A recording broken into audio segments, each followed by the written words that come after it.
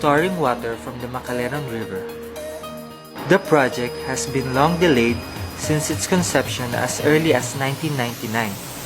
But with the strong support of the local government, Pumihiwalay ang suporta sa atin ng lokal na gobyerno ng Macaleron, Quezon. So maraming salamat po. the irrigation project aims to augment agricultural productivity of the municipality of Macaleron by expanding the irrigation area to the rest of non-irrigated farmlands. I am Vice Mayor Artemio Mamburao of Macaleron, Quezon.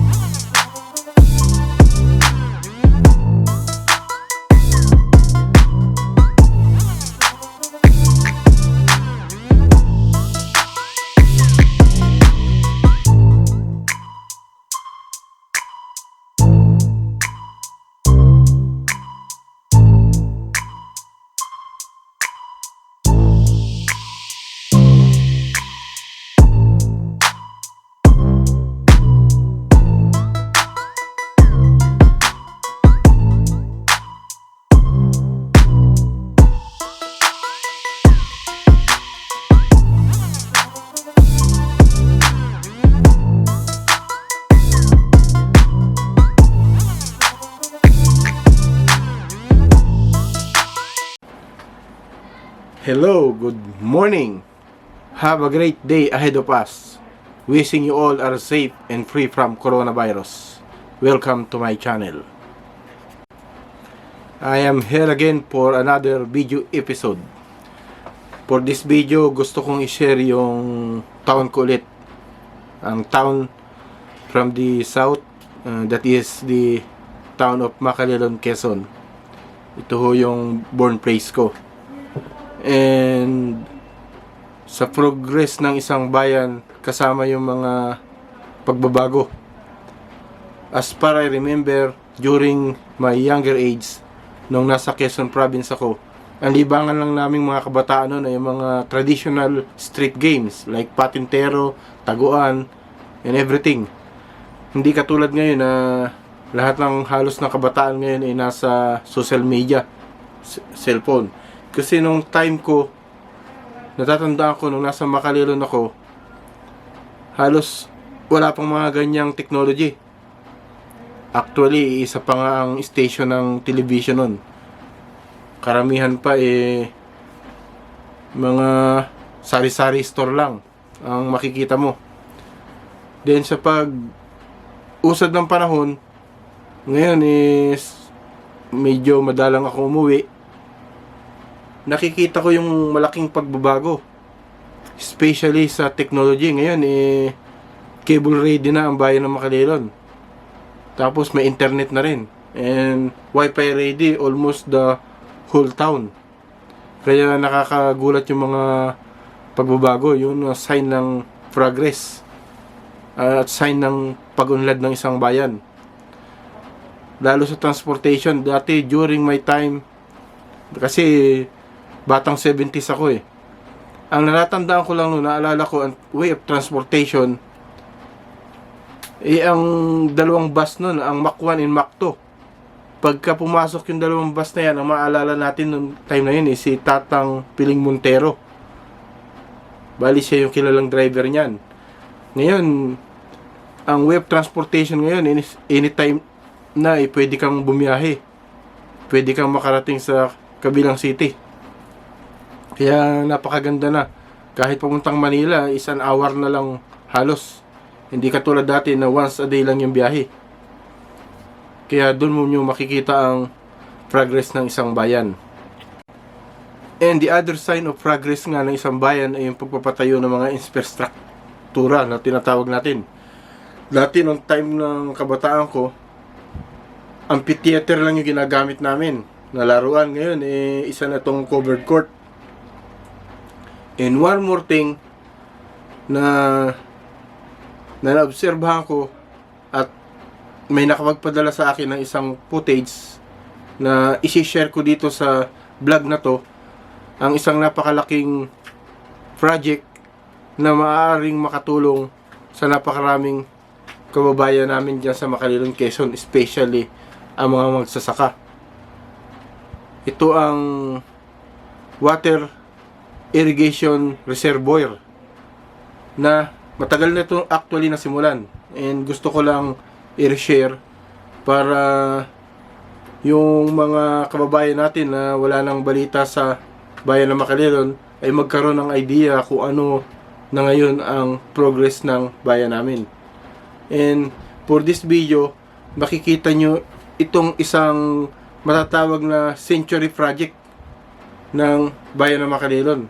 Isang napakagandang proyekto na maraming magbe-benefits. Ito nga yung water irrigation system.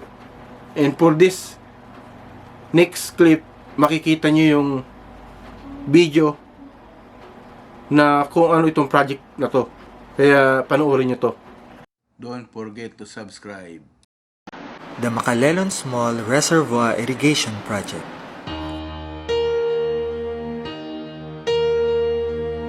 The Macaleron Small Reservoir Irrigation Project, or MISRIP, is one of the major irrigation projects in Calabarzon region, located in Macaleron, province of Quezon.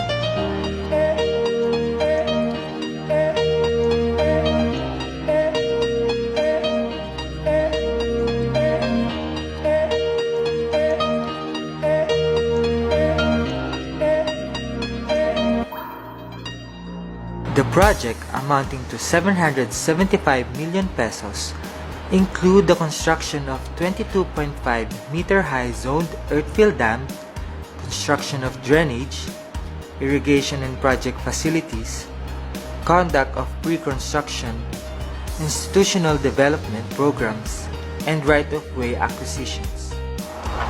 Ako si Dominador Retota from ISRIP PMO.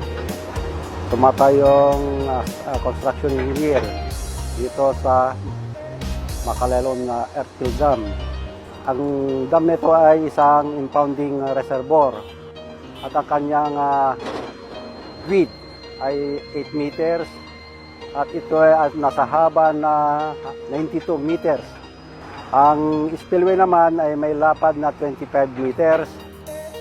It will also have an active storage capacity of 3,500,000 cubic meter, storing water from the Macaleron River.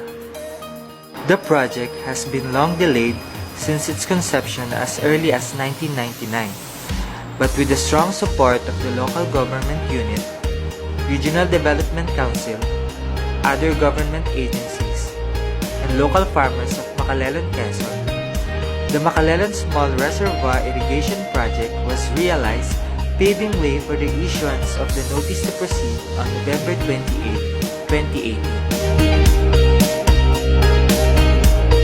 Once completed, the said project is set to irrigate a total of 830 agricultural lands in 10 barangays, namely Mambong, San Isidro, Candangal, Tubigang Ilaya, Tubigang Ibaba, Pajarillo, Olongtao, San Nicolas, Taguin, and Lahing. The project will benefit an approximately 700 farmers by developing the full potential of water to be impounded for irrigation, fish culture, and other purposes. Ako po si Ginang Violeta Oboreo, Senior IDO ng Macaleron Small Reservoir Irrigation Project.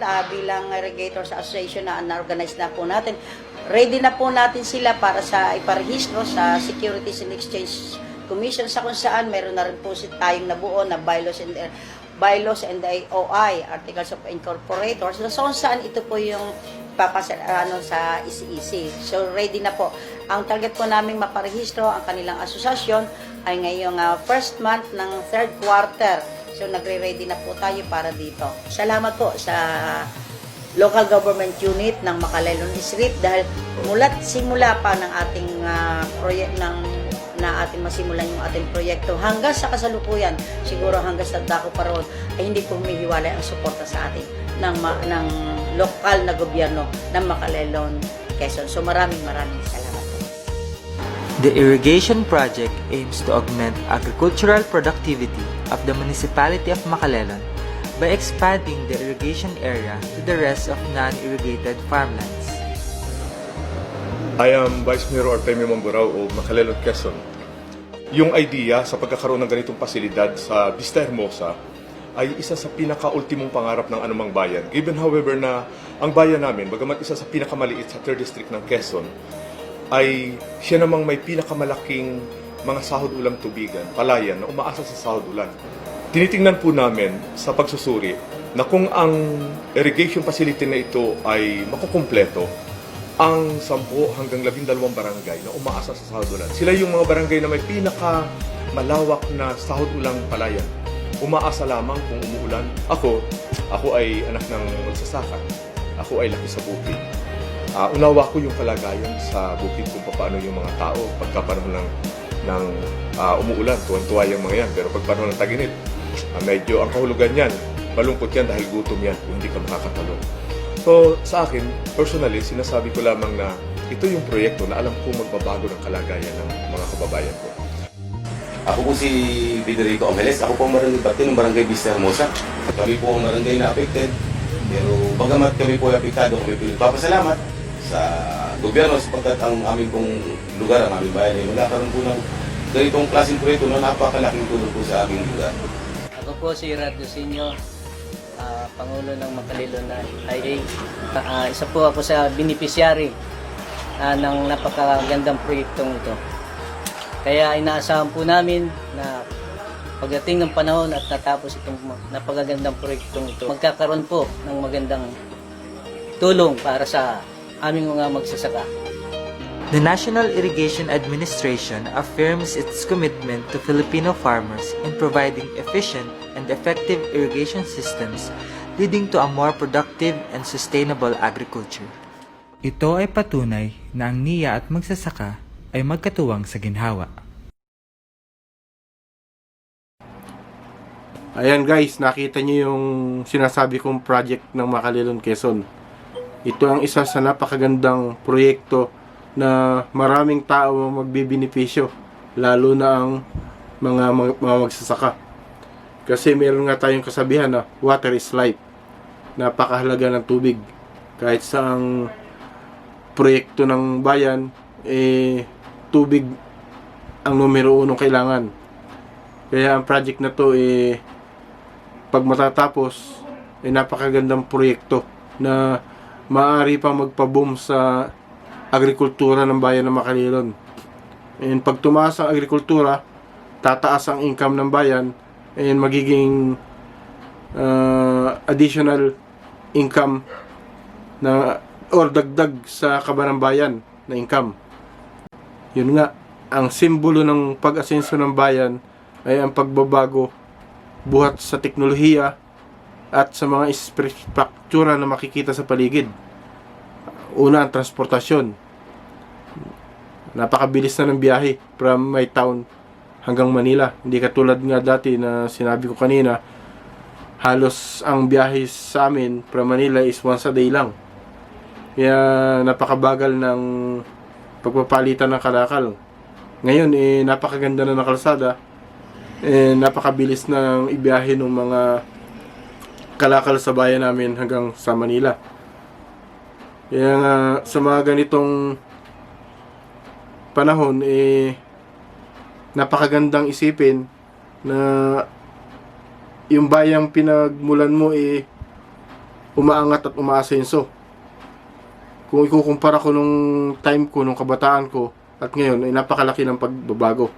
Kaya pag bumalik niya yung normal nating panahon at matapos ang pandemya ito, I'll try my best na bumisita para mabalik tanawan ko yung mga nakaraan ko dito sa bayan ng Macalelon.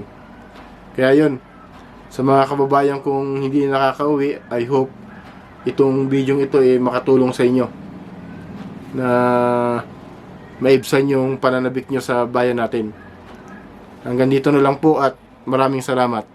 And balik tayo doon sa mga hindi pa nakaka-subscribe, paki-subscribe na lang itong channel ko Then paki-like tong video na to and paki-share ng mas malayo marating. And nagpapasalamat ako rin sa mga subscriber ko. At ang palagi kong sinasabi, may salute sa inyong lahat.